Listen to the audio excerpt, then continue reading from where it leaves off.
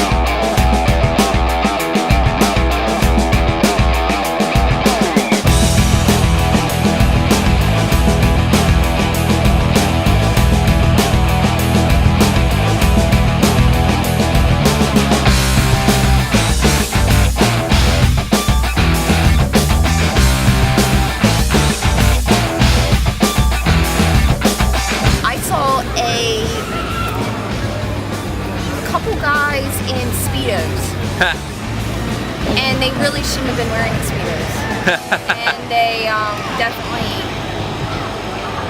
it was hard to chase after them in the Speedo with the flag.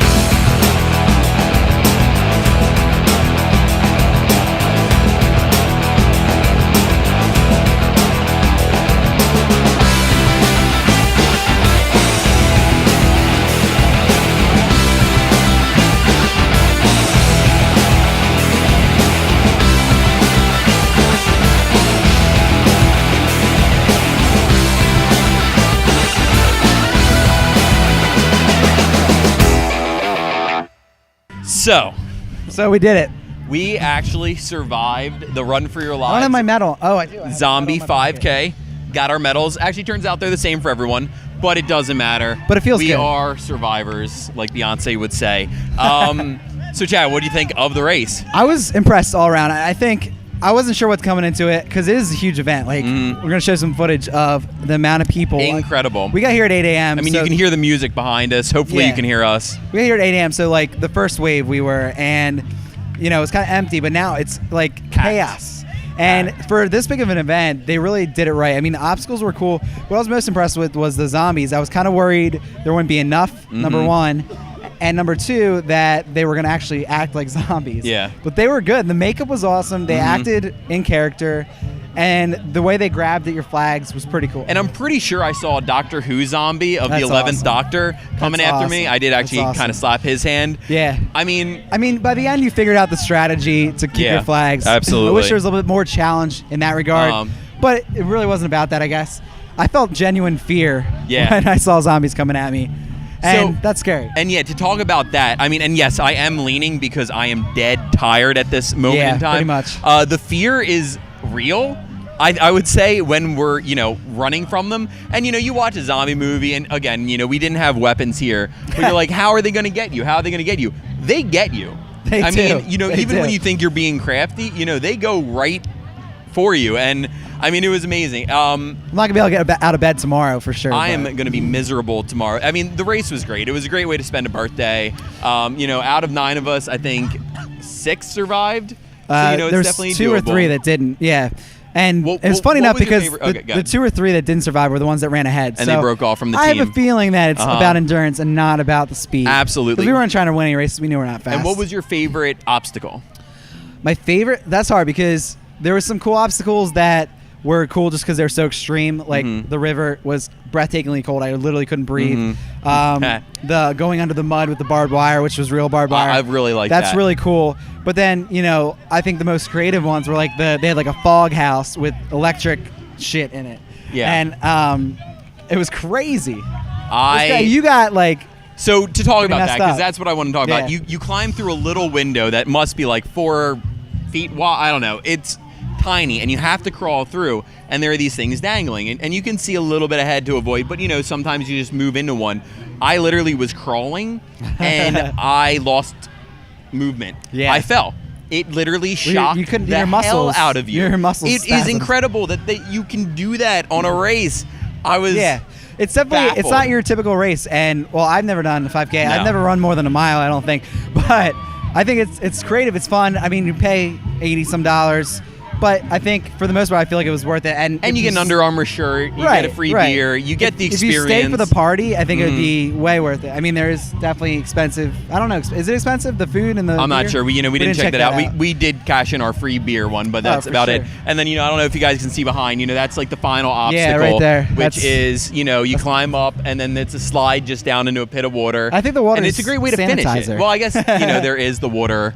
I mean, there's another little electrical fence, but it's a great time. I mean, if you're looking for a creative 5K to do, you're into the whole zombie genre, I think you have to check this out. Yeah, I mean, you have to. And they're popping up everywhere. This is the Run for Your Lives Maryland one. They do them all across the country, throughout the year. And I think that there's other ones now, but I think this is the original, as far as I know. So. Yeah, I mean, this is the one you see on Walking Dead, all the commercials for. So we definitely want to check this one out. And I think for the most part, they have this down to a science. I mean, there's a ton of people here. To get this amount of people in for an event is crazy. I mean, I'm very surprised that we surved, to be honest with you. I mean, it's not as hard. Like I said, the challenge of surviving isn't as much as I thought it would be. And I mean, because when you get down to one flag, it's easy to know where that flag is to kind of position your body. Which again, you wear a flag football belt, and the flags are your lives. You start out with 3. You can find a med pack, and then also throughout the race, there's zones where the zombies are, so you're sprinting hardcore during those zones. And when you're when you're wet and you're waterlogged at that point, and it's muddy difficult. It's crazy awful. difficult. It's so awful. I'd say definitely check it out. We had a blast. It was a great time. And get a group of people, because we had, like you said, 9 people, and it was fun. I mean, they all didn't stay with us. You guys are jerks. Yeah, but, you know who you are. But I mean, the people that and we developed kinships with people that were on the race. Like that Pat even said that was crazy. Like it does feel genuine, like a genuine apocalypse. And you're looking for med packs because they have med packs hidden throughout. We hit a dead end where we went a quarter mile the wrong way. Yeah. And then we had to turn back. I mean, it's creative and it's good. And go check it out, because I think that the more the people that go, they're going to just make it better and better and better. So awesome. Definitely. Check out runforyourlives.com is the website.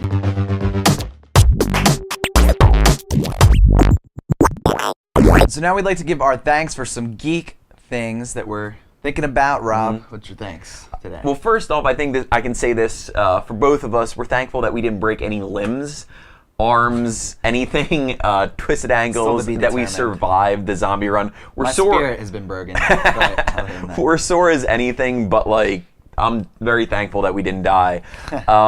But sticking in kind of the Halloween theme, maybe not so much, but I'd like to thank a TV show that I've been sticking with for a while now, Dexter. You know, not your typical Halloween thing, but kind of gets that vibe. If you don't know the story for it, Dexter is the story of a serial killer who only kills people who have killed before, and you know, he has his code and that. And it's on Showtime. It's a great show. I think there's 4 or 5 episodes now of the new season. Sticking with it, it's a great show. It's just done so well and very creative, and you know, I think definitely worth checking out. Cool. So I'm going to thank another TV show as well, a show that I have loved throughout the years now. It's been on for quite a while. Ghost Hunters on Sci-Fi. One of the guys left now, so it is a little bit different. But, I mean, you can say it's fake, whatever.